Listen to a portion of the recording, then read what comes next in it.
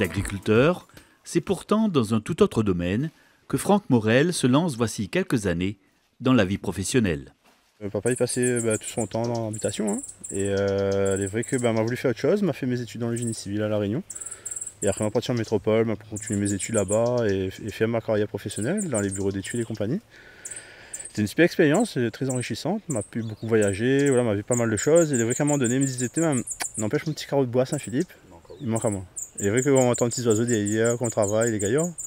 Et il me dit, on va essayer, si papa n'a la place pour moi, tant mieux. Si n'a pas la place, on va retrouver du travail grâce à mes compétences professionnelles. Du BTP au bio, Franck n'hésite pas une seconde et fait le grand saut.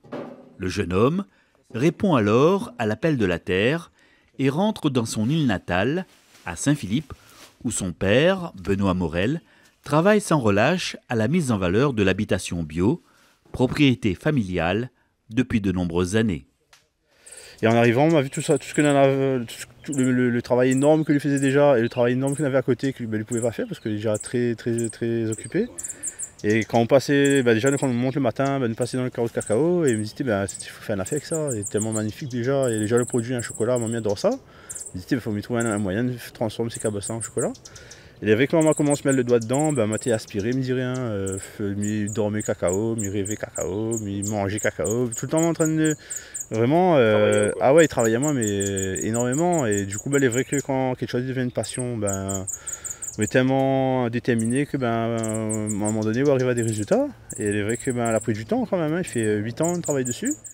De la plantation des cacaoyers à la récolte des cabosses mûres et bien sûr à la transformation des fèves, Franck maîtrise aujourd'hui les différentes étapes de la culture du cacao. Et pareil pour les étapes d'après, c'est-à-dire transformer, torréfier, concher, tempérer et ensuite mouler, arriver à une tablette de chocolat finie et emballée. Maintenant on me dit il fait un petit moment on est dedans, il fait qu'on arrive à faire tout ça, et vrai que c'est un plaisir. Et voilà, et demain on aura mon petit frère qui m'a embauché en contrat d'apprentissage. Le but c'est d'avoir un bras droit aussi de confiance et passionné, autant passionné aussi, parce que je vois que c'est quelque chose qui plaît beaucoup. Laurent, toi ça te plaît comme ça de donner un coup de main à ton frère sur l'exploitation? Bien sûr, c'est toujours un plaisir de donner un coup de main, on peut aider la famille, en plus c'est quand même enrichissant de travailler comme ça. Et là en fait d'être avec ton frère sur l'exploitation agricole et en même temps participer à la transformation du cacao en chocolat, ça c'est exceptionnel ça. Bah oui, c'est exceptionnel, c'est aussi une fierté aussi d'être présent dans l'aventure et j'espère que l'aventure va continuer et je pense que ce sera une belle aventure quand même.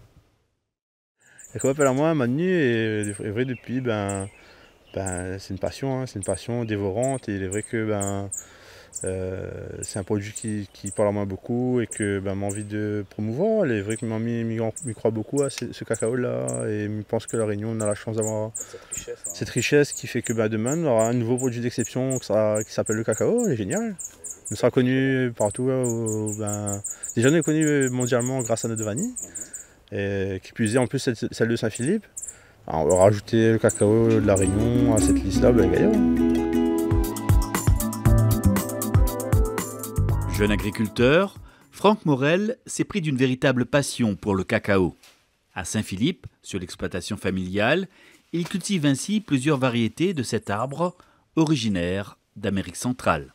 C'est vrai que dans une partie greffée, mes premiers essais de greffage avec les cacaoyers que m'avait sous la main, Criollo Forastero Trinitario. Et à côté, fraîchement implanté depuis le mois de juin, des variétés sélectionnées, des variétés de collection. Donc des nouvelles variétés de Criollo et des variétés de Forastero Trinitario. Souvent c'est des variétés aussi très résistantes aux maladies. Et souvent aussi c'est des cacaos considérés comme cacao fin. Donc avec derrière une complexité d'arômes qui donne un produit super intéressant. Il est vrai que en cacao greffé, on commence à avoir une jolie quantité comme elle a maintenant, hein. Cacao greffé de collection. Mais après sur la collection, sur tout, parce que là on a une liste une trentaine de cacaoyers maintenant, de variétés différentes. Et sur cette liste-là, on m'a sélectionné à peu près 6-7 variétés qui est hyper intéressant au niveau de la productivité, mais aussi au niveau de la qualité aussi derrière. Donc voilà, pouvoir mettre en place des champs qui produisent de la qualité.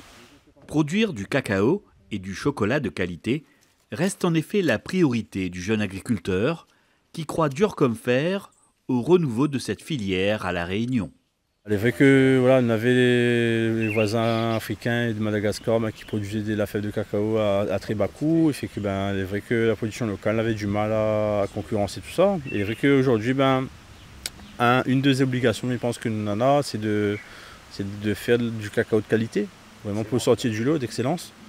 Et on ne pourra pas aller sur la quantité, on ne pourra pas jouer sur cette corde-là. Mais par contre, on pourra jouer sur la qualité et c'est pour ça que on n'a pas le choix que de faire de bonnes plantations, de choisir de bonnes variétés, de faire d'excellentes fermentations, de gérer aux petits oignons notre séchage pour que quand le cacao est prêt à transformer, déjà que c'est un produit d'excellence. Et après, il y a le travail soit du planteur, transformateur, ou soit du chocolatier qui transforme la fève de cacao. Qu'il y arrive à un produit d'excellence aussi derrière. Mais tout devient la base c'est la cabosse de cacao. Le cacao, ce fruit exceptionnel dont Franck nous présente ici l'une des particularités. Le cacao lui est cauliflore, c'est-à-dire que lui porte à même le tronc les fleurs. Et ces fleurs-là qui vont devenir des fruits, du coup les fruits sera à même le tronc. Donc c'est l'une des particularités du cacaoyer. Et quasiment une des particularités des malvacées en général, comme le chupa chupa que l'on avait vu en bas, comme d'autres fruits que on a l'habitude de voir sur le tronc. Le jaboticaba aussi, c'est un fruit cauliflore, donc les fruits à même le tronc comme ça là. Donc c'est une particularité. Incollable sur tout ce qui touche au cacao, Franck aimerait également que le travail des producteurs soit tout autant reconnu que celui des grands chocolatiers, car pour faire un bon chocolat, tout commence ici, dans la plantation. Et avec nous connaît souvent le travail des grands chocolatiers, donc des grands chocolatiers parisiens ou des grands chocolatiers métropolitains ou belges ou suisses aussi.